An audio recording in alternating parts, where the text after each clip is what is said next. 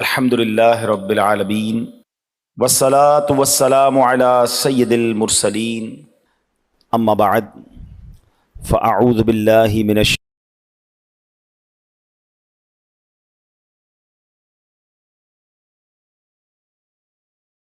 الشیطان الرجیم بسم اللہ الرحمن الرحیم۔ پڑھیے الصلاۃ والسلام علیک یا رسول اللہ وعلی آلک واصحابک یا حبیب اللہ۔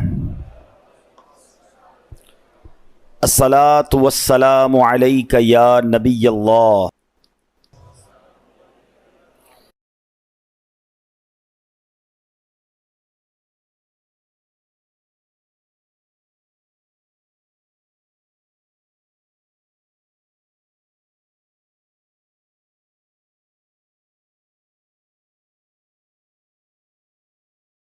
وعلی آلک واصحابک یا نور اللہ۔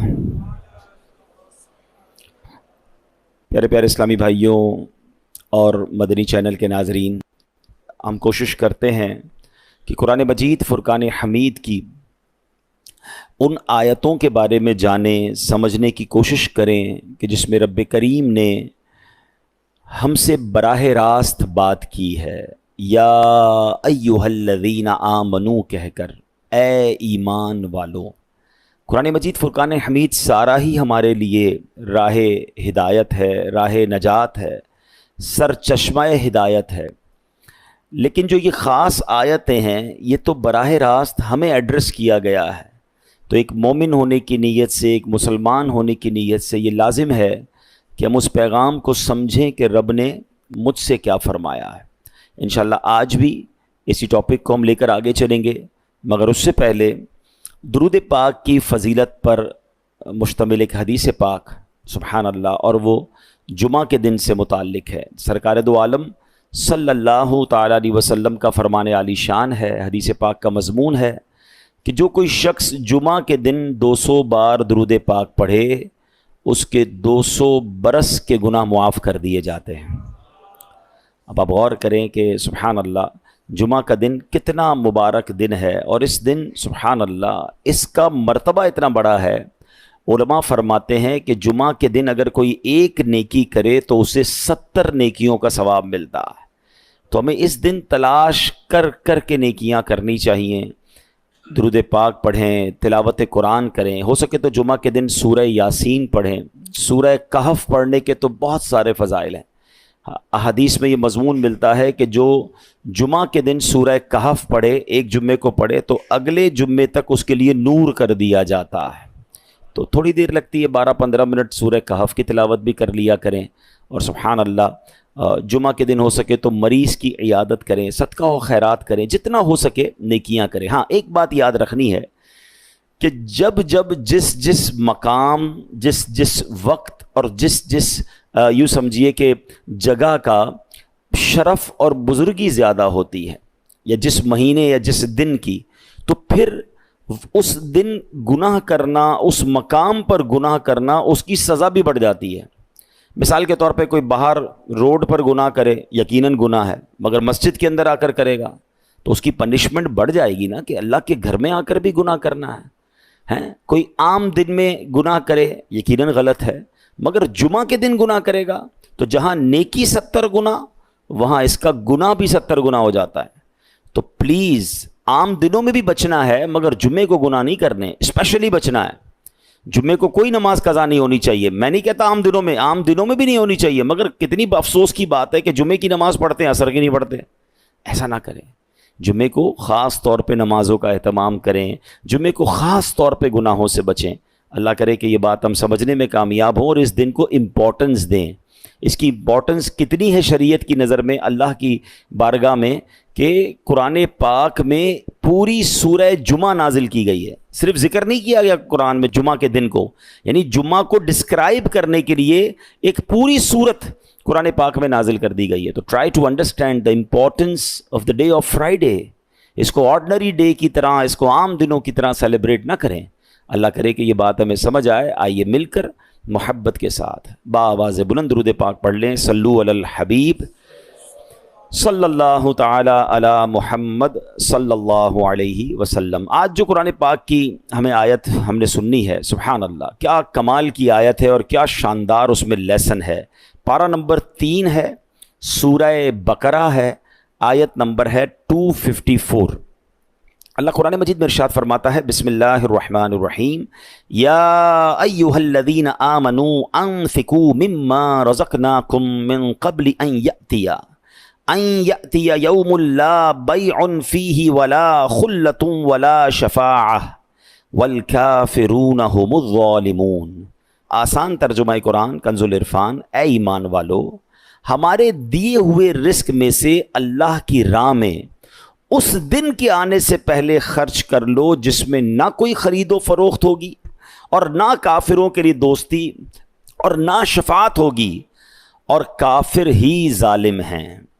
یعنی سبحان اللہ، اس قرآن مجید کی اس آیت میں ہمیں جھنجھوڑا گیا ہے۔ ایک دن آنا ہے جس دن مال کام نہیں آئے گا، جس دن کوئی دوستی کام نہیں آئے گی۔ ہاں، اچھے لوگوں کے ساتھ رہے ہوگے تو کام آئے گی، برے دوست اور خاص طور پہ اگر غیر مسلم ہیں، ایمان ہی نہیں ہے ان کے پاس، کوئی کام نہیں آئے گا تمہارے۔ اس دن سے پہلے اس دن کی تیاری کر لو۔ اللہ نے مال دیا ہے، اس کو اس کی راہ میں خرچ کر لو۔ اب اس آیت کا معنی کیا بنتا ہے ذرا سمجھیے گا۔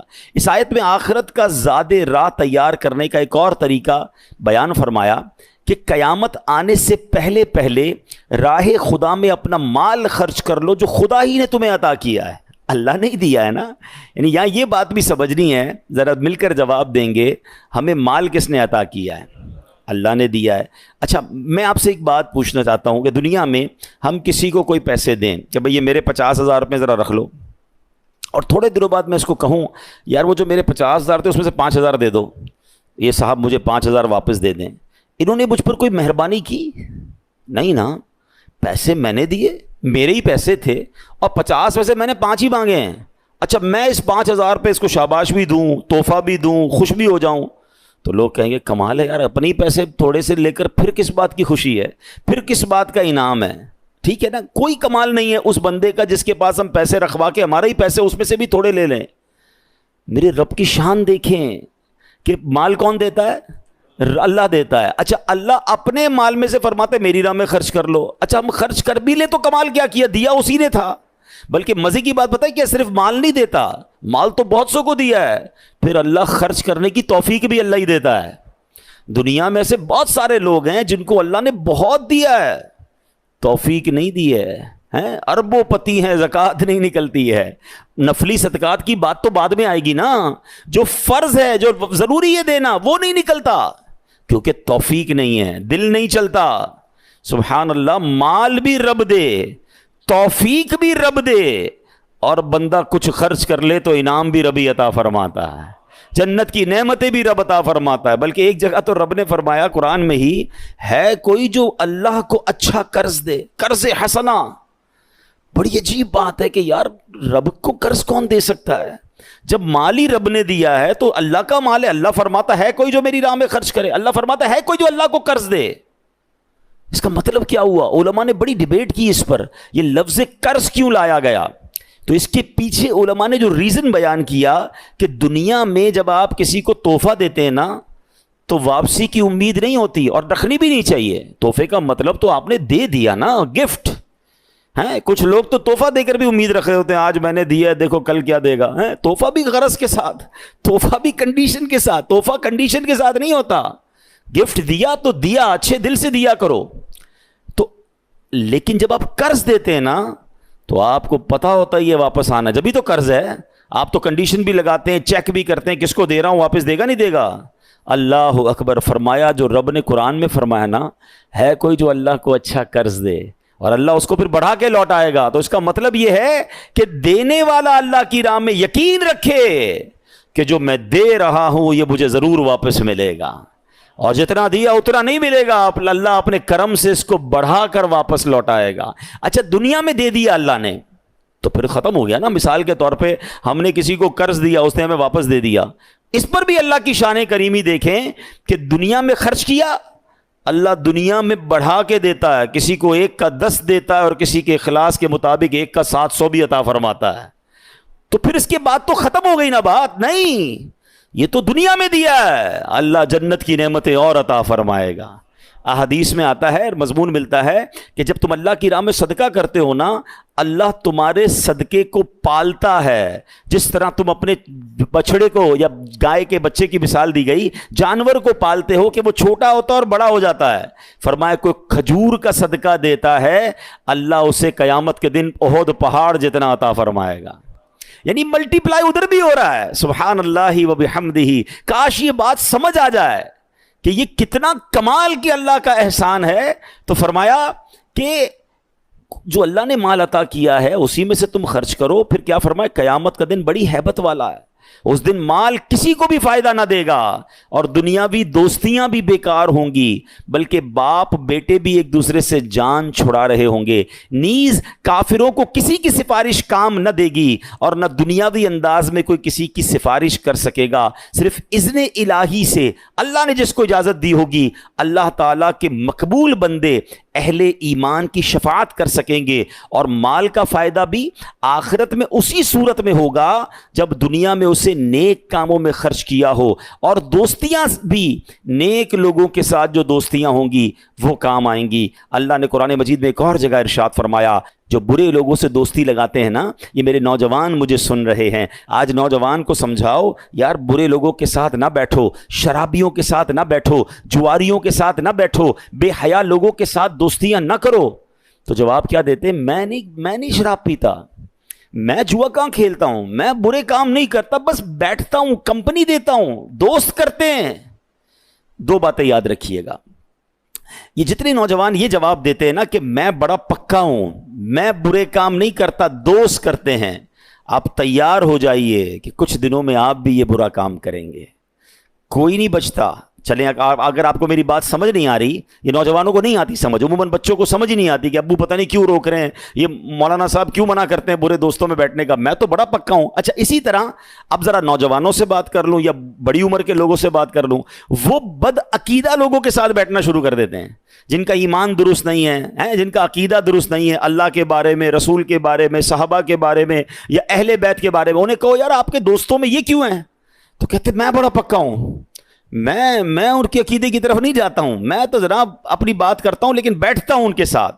اب یہ دو قسم کے لوگوں کو جواب قرآن دے رہا ہے، ٹھیک ہے؟ پہلے میں نے آیت پڑھی، اس کا ترجمہ بیان کر دیتا ہوں، پھر بات آگے کرتے ہیں۔ اللہ نے فرمایا اس دن گہرے دوست ایک دوسرے کے دشمن ہو جائیں گے سوائے پرہیزگاروں کے، الا المتقین۔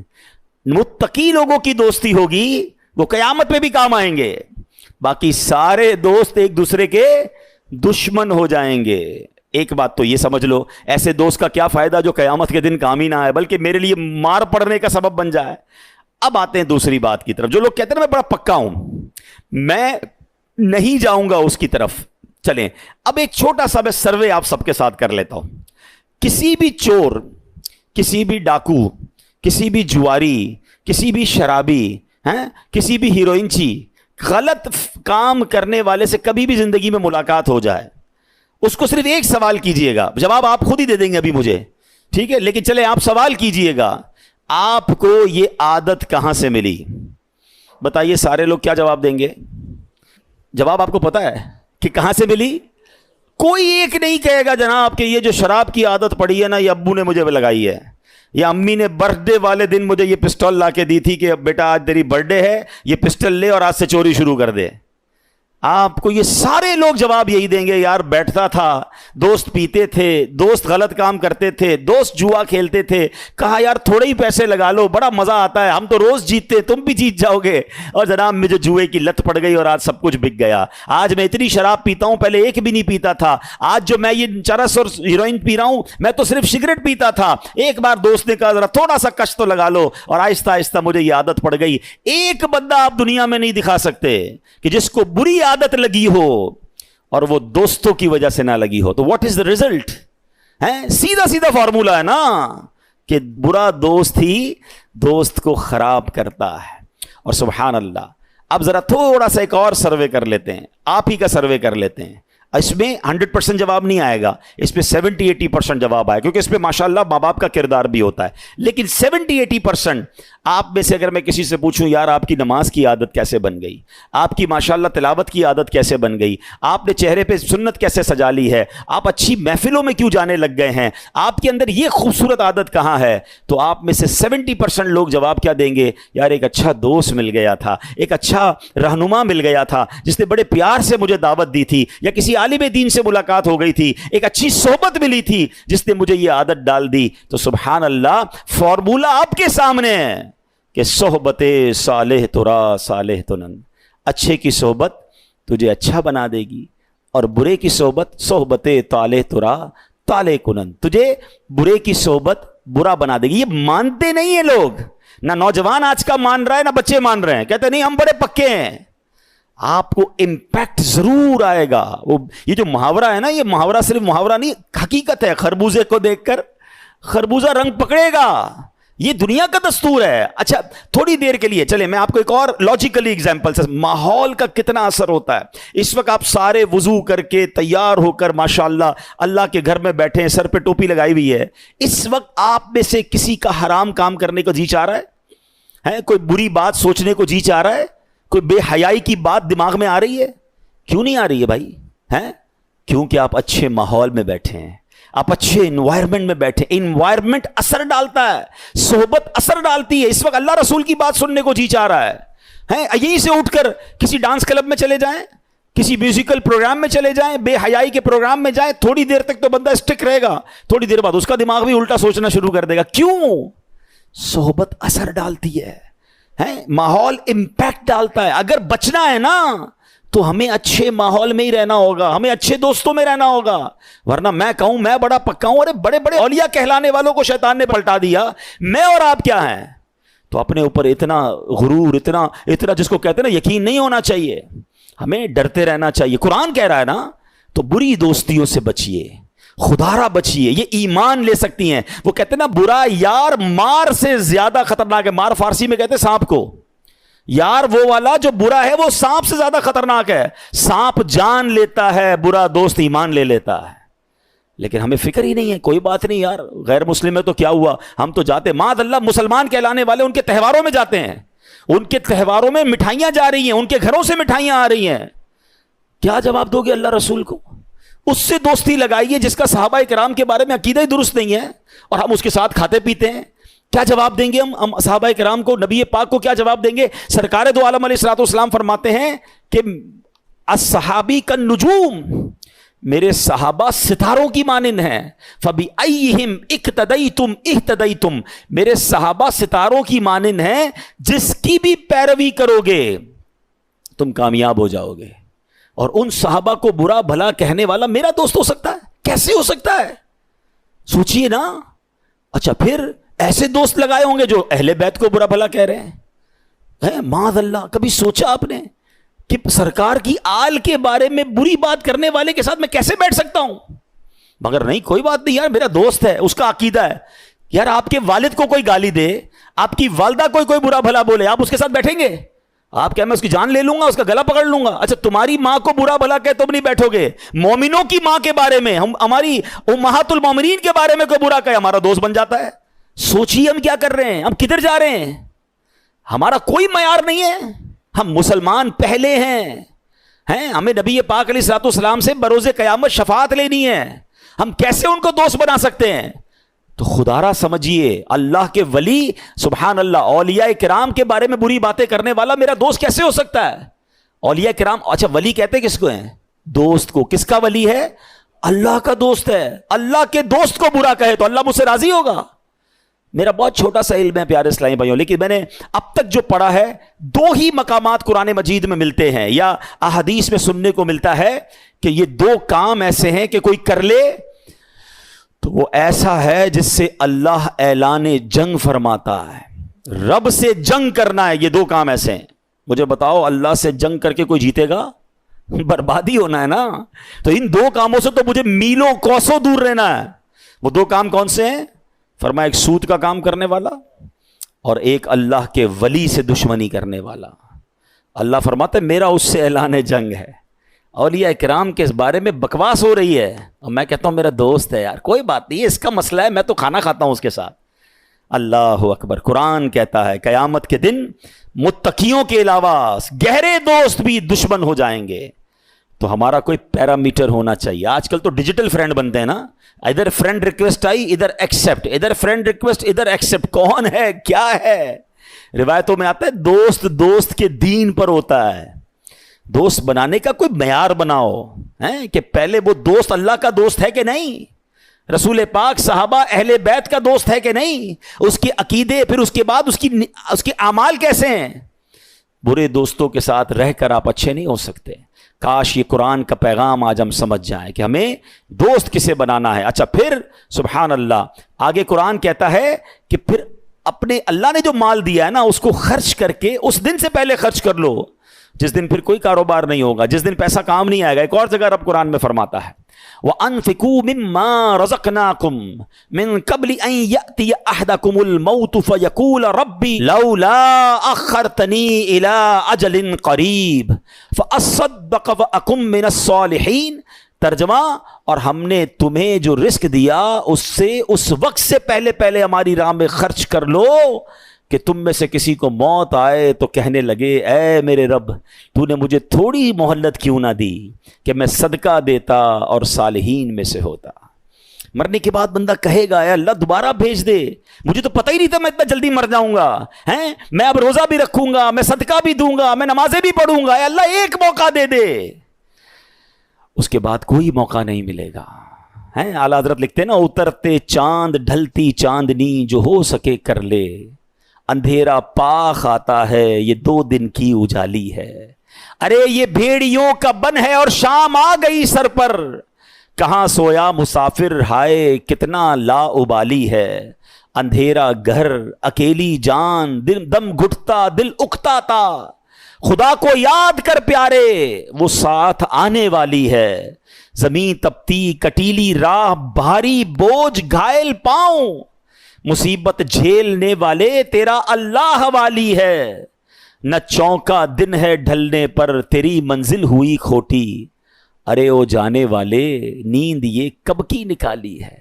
ہم سب دنیا میں جانے کے لیے آئے ہیں۔ میں 2 دن پرانی بات آپ کو بتاتا ہوں۔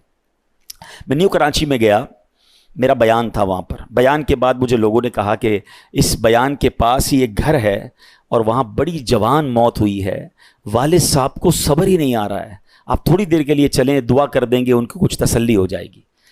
یقین کریں اس وقت میں آپ سے بات کر رہا ہوں نا اس نوجوان کا چہرہ میری آنکھوں میں گھوم رہا ہے۔ پتہ ہے اس کی عمر کتنی تھی؟ وہ 20 سال کا بھی نہیں ہوا تھا، 19 سال اور چند مہینے کا وہ نوجوان تھا جس کا انتقال ہوا۔ اس کے والد بھی موجود تھے، اس کے دادا بھی موجود تھے۔ میں اس گھر میں ملنے گیا، آپ یقین کریں جو ان کی کیفیت تھی، پتہ وہ کیا کہتے تھے؟ میں نے کہا کیسے انتقال ہوا؟ وہ کہتے یہ نوجوان صرف 2 دن پہلے بیمار ہوا، بخار ہوا۔ ہم نے کہا نارمل سی بات ہے، گھر میں دوائی دے دیتے ہیں ہم بخار میں۔ اگلا دن اس کا چہرہ پیلا پڑنا شروع ہو گیا، ہم سمجھے پیلیا ہو گیا ہے، علاقے کے ڈاکٹر کو دکھانے گئے کہ جناب کوئی تھوڑی سی دوائی دے دیں، جوائنٹس لگ رہا ہے۔ شام تک اس کی طبیعت اتنی بگڑ گئی کہ ہم پھر کسی بڑے ہاسپٹل میں لے گئے۔ ہاسپٹل والوں نے کہا طبیعت سیریس ہے، راتوں رات اس کو ہاسپٹل میں ایڈمٹ کیا اور اگلے دن اس کا وصال ہو گیا۔ ہم نے جتنے ٹیسٹ کروائے، وہ کہتے ہیں جو ٹیسٹ کی رپورٹیں تھیں نا وہ بھی نہیں آ پائیں۔ بندے کے انتقال کے 3 دن بعد ٹیسٹ کی رپورٹیں آ رہی ہیں کہ بلڈ میں یہ پرابلم ہے، وہ یعنی اتنا بھی ٹائم نہیں ملا ہمیں کہ ہم اس کی ڈائگنوز کر سکتے کہ اس کو پرابلم کیا تھا۔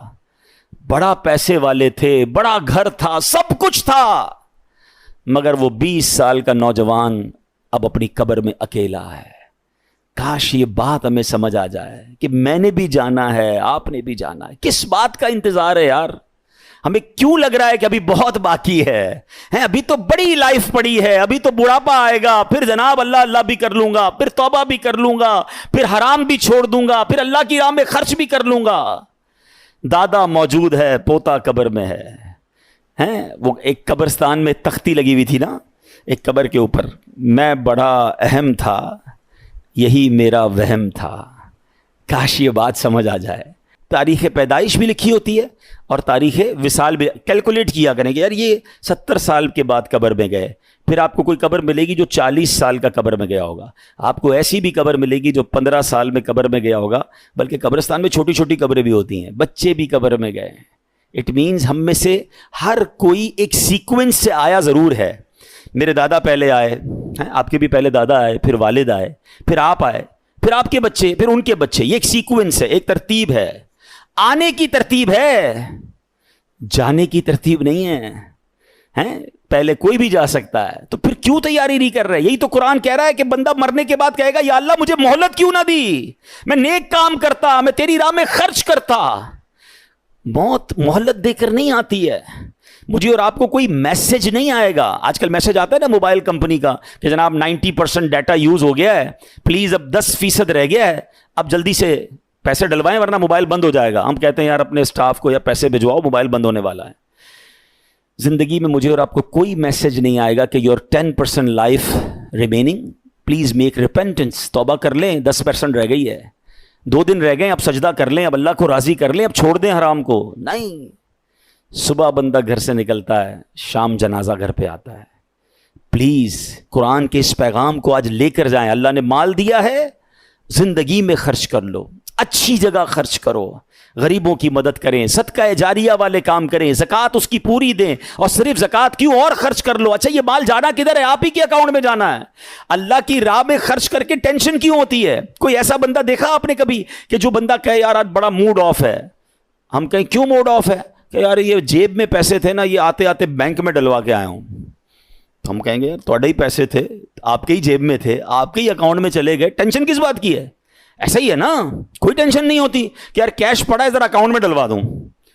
کاش میرا اور آپ کا یہ ذہن بن جائے کہ جو میرے پاس پیسے ہیں میں جب جب اللہ کی راہ میں خرچ کرتا ہوں یہ میرے ہی جنت کے اکاؤنٹ میں جمع ہو رہے ہیں, تو پھر کبھی ٹینشن نہیں ہوگی, خوشی ہوگی کہ یار اچھا جمع کروا دو. یہی تو قرآن نے کہا کہ اپنی لائف میں اللہ کے دیے ہوئے مال میں سے اللہ کی راہ میں خرچ کریں. اللہ اکبر. قیامت کے بارے میں ایک اور آیت سنیے, کاش ہم یہ میسیجز لے کے جائیں. قرآن میں رب فرماتا ہے, قرآن کہتا ہے اس دن آدمی اپنے بھائی سے بھاگے گا, اور اپنی ماں اور اپنے باپ اور اپنی بیوی اور اپنے بیٹوں سے. ان میں سے ہر شخص کو اس دن کی ایک ایسی فکر ہوگی جو اسے دوسروں سے بے پرواہ کر دے گی. کوئی کسی کے کہاں, آج ماں کتنی تکلیف میں آ جاتی ہے کہ بیٹے کو تکلیف ہو, ماں بیمار ہو جاتی ہے, اتنا پیار کرتی ہے ماں. کچھ لوگ اپنی ماں سے بہت پیار کرتے ہیں, کرنا چاہیے, دوستوں سے پیار کرتے ہیں, بچوں سے پیار کرتے ہیں, ساری زندگی بچوں کے لیے کام کرتے ہیں. مگر قیامت کے دن قرآن کہتا ہے نہ ماں کام آئے گی, نہ بیٹا کام آئے گا, نہ رشتہ دار, بھائی بھائی کو بھول جائے گا. نفسا نفسی کا دن ہوگا, میں ہوں گا, میرے اعمال ہوں گے. کاش یہ بات آج ہم سمجھ کے جائیں, قرآن کے اس پیغام کو لے کے جائیں. ایک اور آخری آیت سن لیں. اللہ قرآن میں فرماتا ہے, یا ایھا الذین آمنوا اتقوا اللہ ولتنظر نفس ما قدمت لغد واتقوا اللہ ان اللہ خبیر بما تعملون. یہ بھی وہ آیت ہے اے ایمان والو کہہ کر, یعنی ایک اور آیت آج ہم کور کر رہے ہیں جس میں رب فرماتا ہے اے ایمان والو اللہ سے ڈرو, اور ہر جان دیکھے کہ اس نے کل کے لیے آگے کیا بھیجا ہے, اور اللہ سے ڈرو, بے شک اللہ تمہارے اعمال سے خوب خبردار ہے. کل کے لیے آگے بھیجنے کی قرآن ہمیں ترغیب دے رہا ہے. ہم پیچھے چھوڑ کر کیا جائیں گے اس کی فکر میں. Look at the directions.